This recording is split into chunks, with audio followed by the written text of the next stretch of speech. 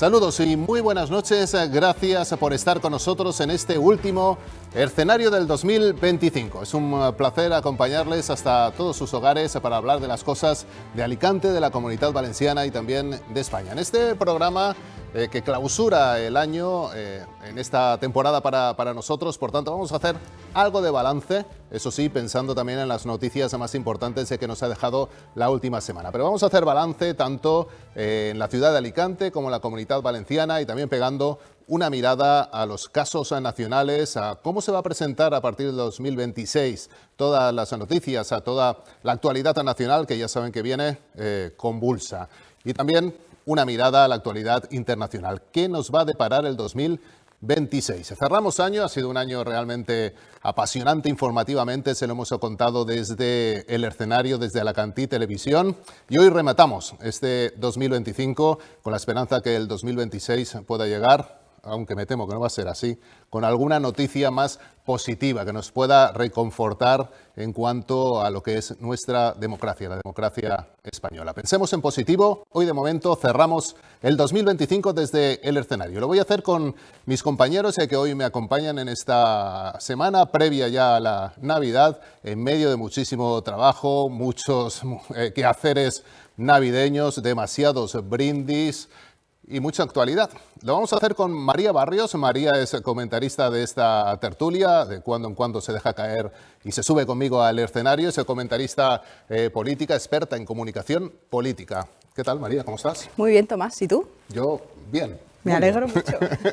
A ver, llegamos un poco cansados al final del 2025. Ha sido un año realmente agotador informativamente para los que vivimos con pasión esta profesión, pues realmente un año donde no hemos parado de alucinar, si hablamos en términos coloquiales, porque nunca pensábamos que íbamos a vivir noticias como realmente las que estamos viviendo, incluso una degradación también, podría decir, de la democracia en general. Pero te pido un titular del 2025 desde tu mirada, que suele ser una mirada nacional, internacional, claramente política. ¿Cómo definirías este 2025 que ahora clausuramos? Pues mira, yo te diría que la suciedad de los políticos polariza a los ciudadanos.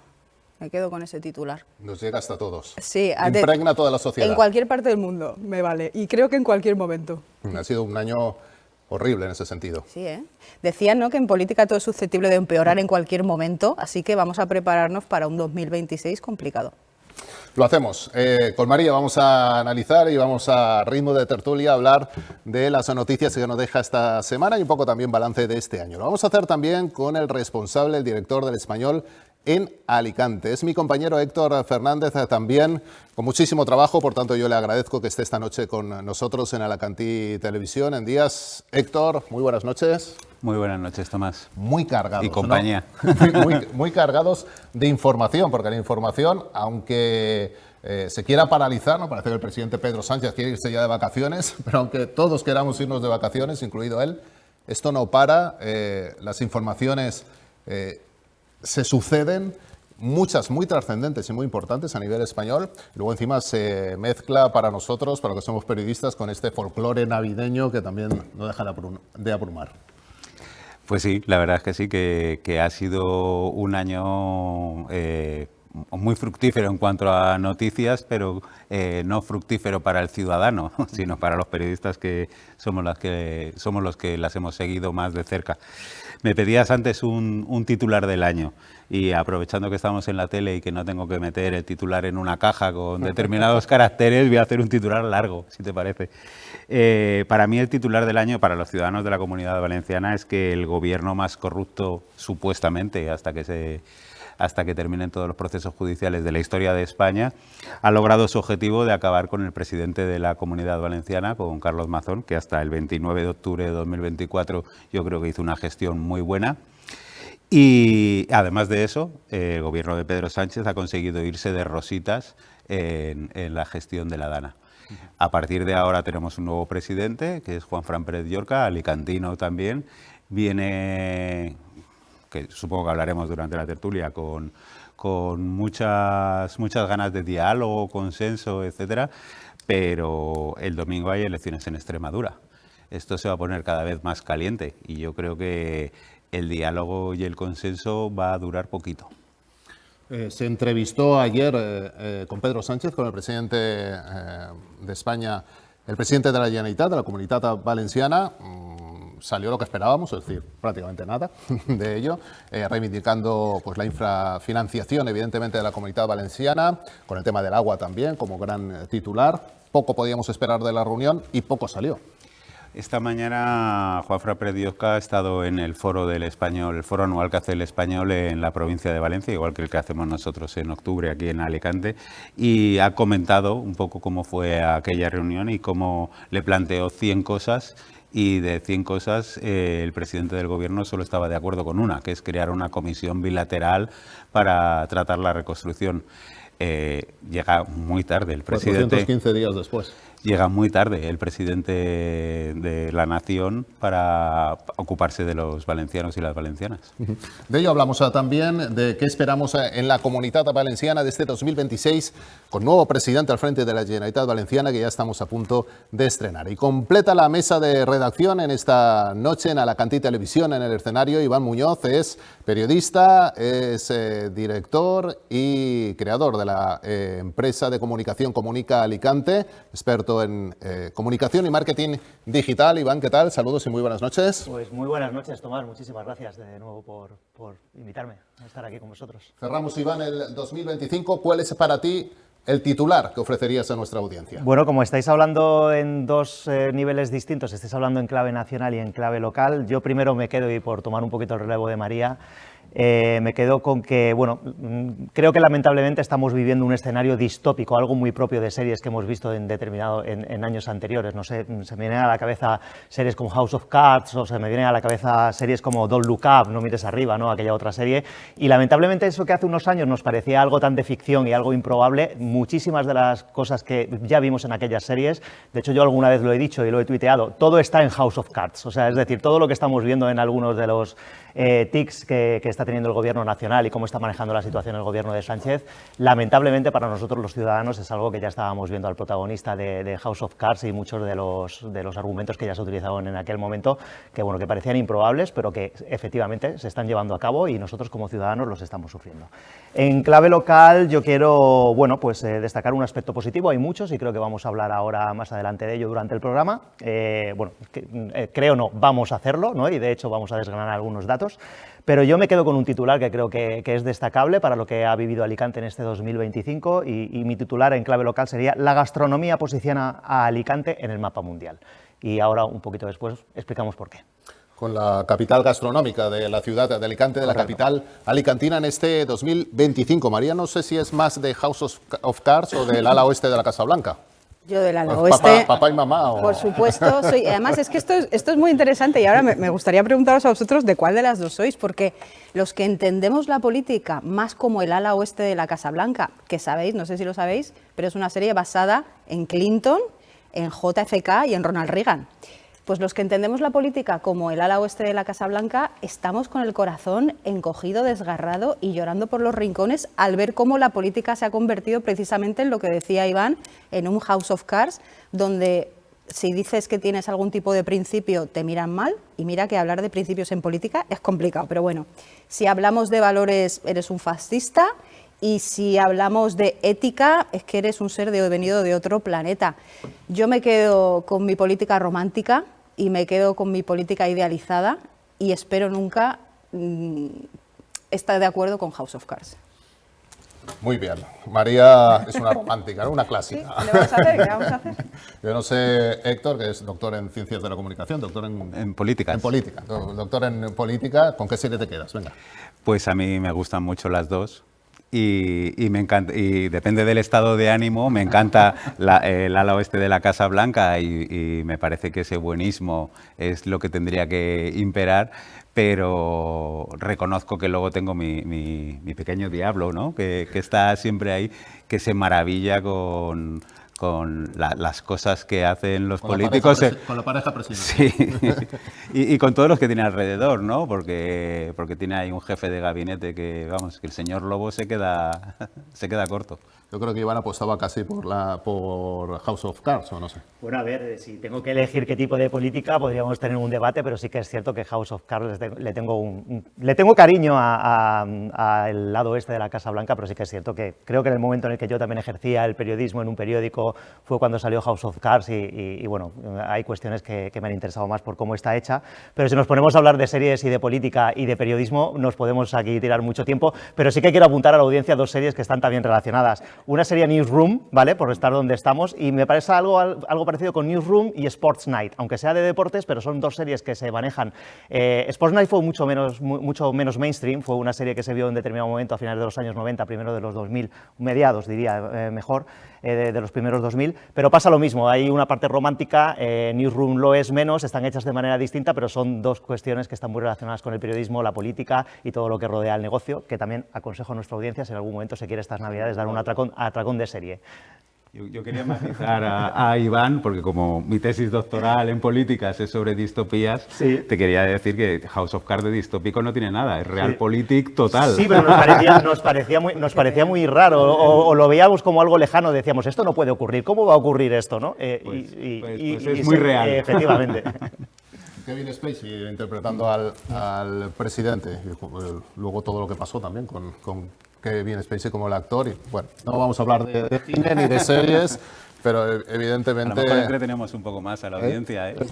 Seguramente sí, porque ahora cuando baje a tierra y hable de nuestros brindis navideños, empezando por el del Ayuntamiento de Alicante y de las noticias que nos trae también el pleno de hoy, bajamos a tierra y bajamos a la realidad, aunque luego cuando hablemos de la política nacional nos acercaremos a las temáticas de las series bastante más. Ahora hablamos del día a día, hablamos también bueno, hacemos un repaso rápido de lo que puede ser lo que ha sido el 2025 y de lo que puede ser el 2026. Nos quedamos con esta parte final, Héctor, del año, donde vamos a ver los presupuestos. Es bastante anómalo que se vayan a aprobar los presupuestos, como se van a hacer gracias al apoyo de Vox al Partido Popular. Se cierra el año con esta noticia. Aprobará las cuentas para el año que viene antes de que acabe el ejercicio. Esto debería ser lo normal, pero no lo es. Lo va a ser este año. Y también Luis Barcala, que pretende que el gran aval, uno de los grandes avales de este inicio de año, sean los buenos datos de empleo de la ciudad de Alicante. Por lo menos así se ha trasladado desde el ayuntamiento.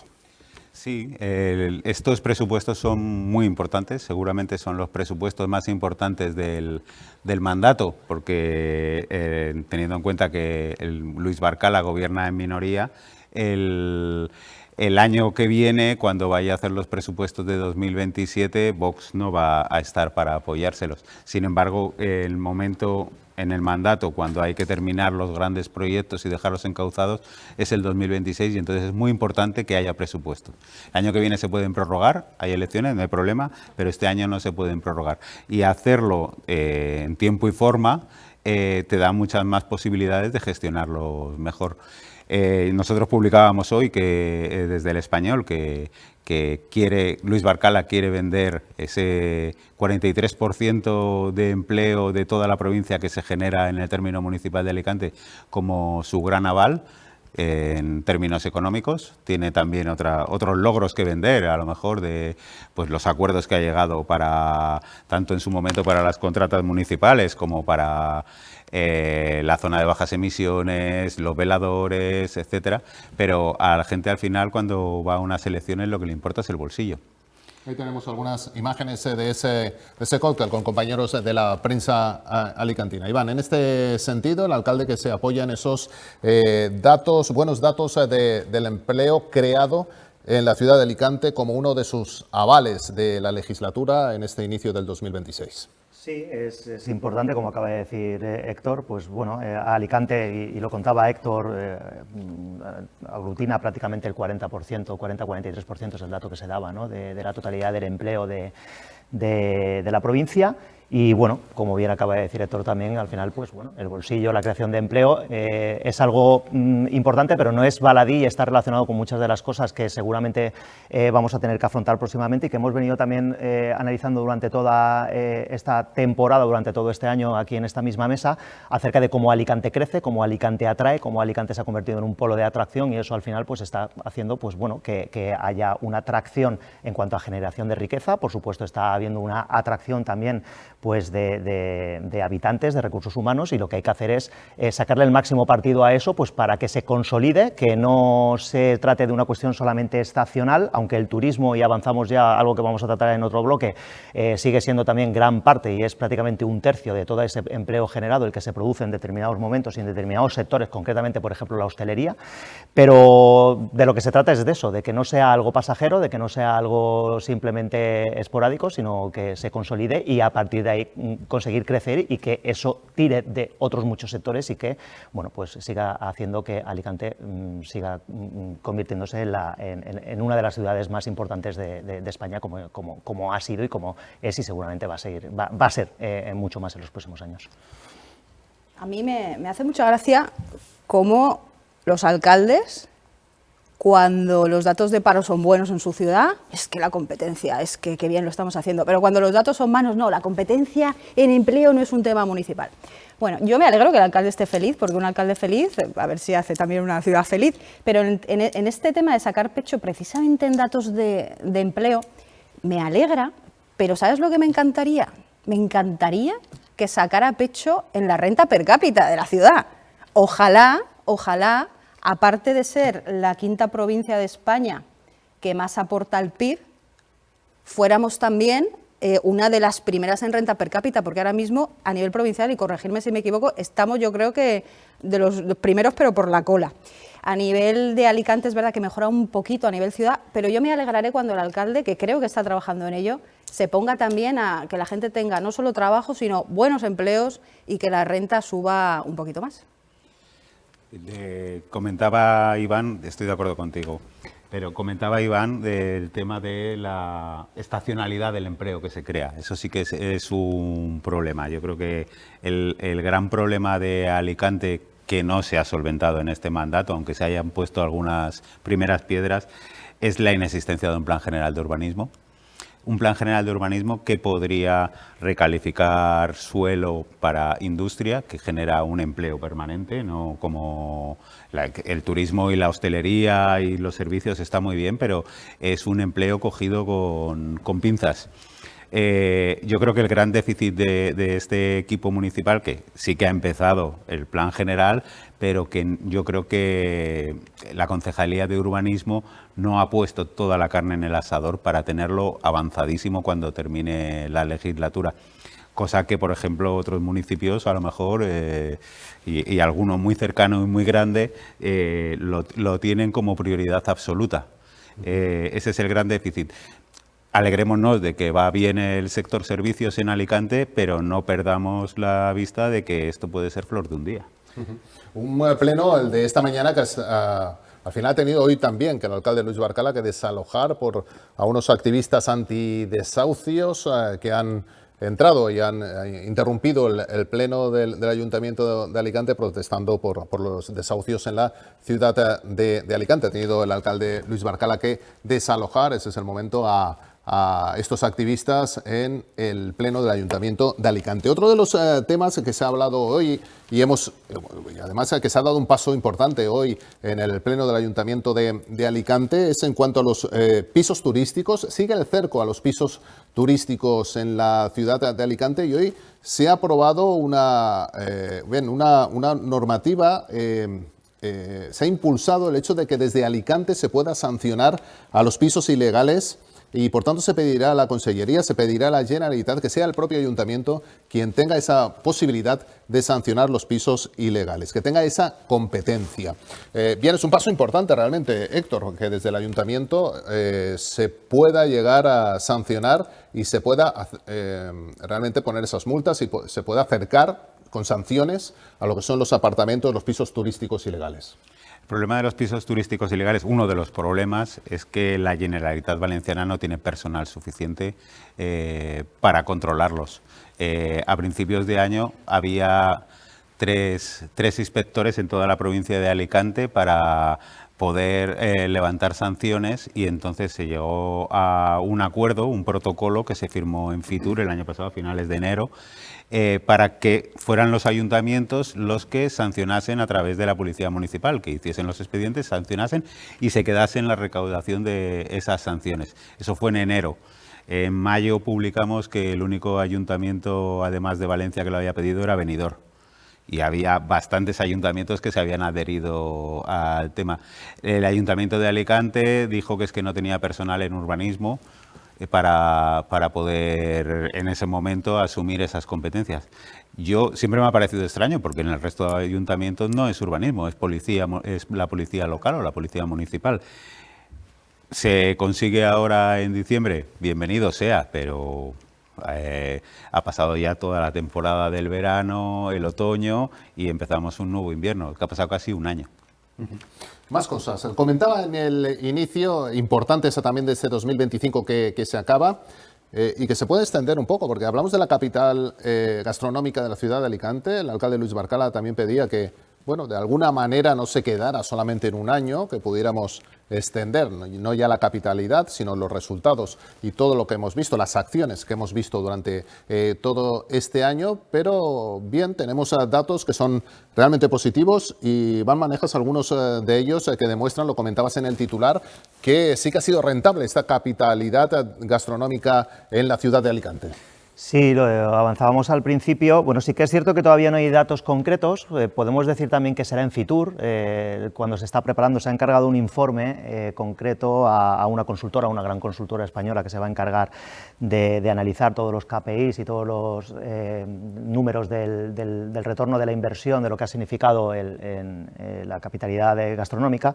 Pero sí que es cierto que las previsiones y los primeros datos sí que avanzan ya, que se están superando ampliamente los más de los 15 millones de euros que en un principio se habían previsto. Es decir, el impacto, el retorno de la inversión, cuando hablamos en prensa, lo hemos hablado en alguna ocasión, cuál es la inversión que se hace y cuál es el retorno que tenemos en términos de visibilidad, en términos de relaciones públicas, de lo que nos está generando, está siendo mayor de 15 millones de euros. Se han organizado 100 actos, más de 100 actos con motivo de la capitalidad, y han hecho que participen más de 40.000 personas. Pero no solamente eso, es que se ha aumentado un 100% el número de press trips, los viajes de periodistas de prensa extranjera que piden venir a Alicante para conocer en primera persona y poder hablar, pues, de lo que significa Alicante, la gastronomía, la capitalidad gastronómica, y cuáles son, pues, las múltiples bondades que los que somos de aquí, pues, sabemos de sobra que tenemos como gastronomía. Y esto ha hecho, pues, que tengamos ya impactos como Alicante, como ciudad, y traccionando a partir de la capitalidad gastronómica en medios tan importantes, pues, como Estados Unidos, en concreto en Nueva York, en medios de la República Checa, incluso en medios de China, con lo que eso supone, pues, para que Alicante se convierta en un sitio al que venir y donde estar para los amantes de la gastronomía, y que eso supone una puerta de entrada, pues, también, pues, para que sea una ciudad visitable, o por lo menos que atraiga para ser visitable por muchas otras personas. María. Pues yo creo que la cocina alicantina es indudable ya y reconocida. Mientras hablaba Iván, estaba acordándome que hace poco, yo creo que la semana pasada, a Italia, la cocina italiana fue por la UNESCO nombrada Bien Inmaterial de la Humanidad, ¿no? Y yo creo que nosotros tenemos una cocina también de la que sacar pecho, de la que estar muy orgullosos, que, por cierto, no sé si sabéis que está está bastante en peligro el tema de la dieta mediterránea. Leía el otro día los datos y son escalofriantes. El aceite de oliva se ha dejado de consumir un 20%, el pescado un 26%, legumbres consumimos 20% menos, fruta casi 30% menos. ¿Qué pasa? Que como están los precios... Pero es una razón exclusivamente económica. Exactamente, es una razón económica. Entonces, creo que el tema de nuestra gastronomía hay que protegerla, pero hay que protegerla también desde diferentes focos, porque estas mismas estrategias políticas se están cargando la gastronomía de nuestra tierra, ¿no? Entonces, orgullo de Alicante. Hace 10 años, ¿os acordáis? Que como estaba ahora la gastronomía alicantina, no está.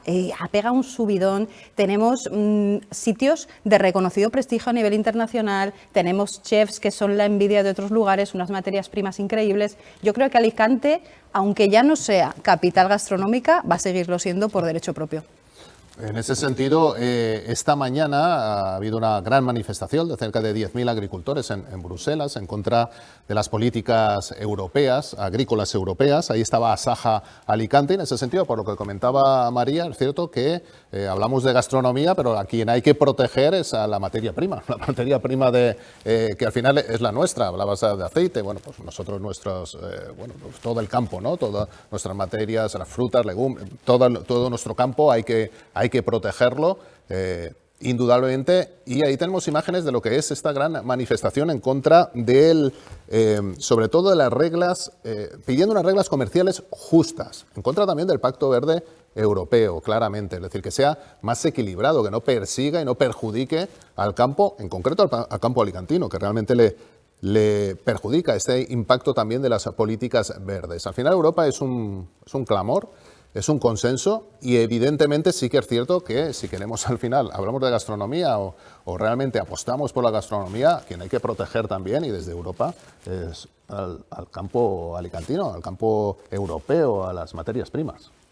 Como la semana pasada, no sé si os acordáis, tuvimos el tema de la pesca, de la cantidad de días que podían faenar o no nuestros pescadores. Al final se ha podido, ahora mismo no quiero hablar de memoria, creo que son 140. Sí, se ha quedado más o menos en lo que había. Sí, se ha quedado en lo que había, insuficiente, por supuesto, para los pescadores, no tan terrorífico como lo que se preveía, pero muy insuficiente para las necesidades de los pescadores.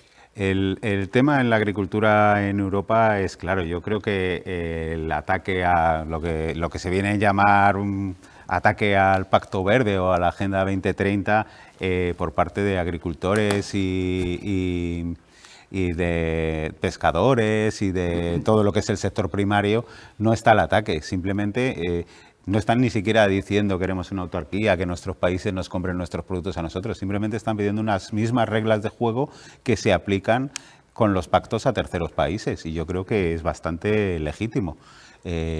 Tú no puedes competir aquí, la agricultura, cualquiera que hable con un agricultor te cuenta cómo ha tenido que evolucionar en los últimos 10 años, de la cantidad de cosas que tienen que hacer, que no es precisamente arar el campo, sino de burocracia, etcétera.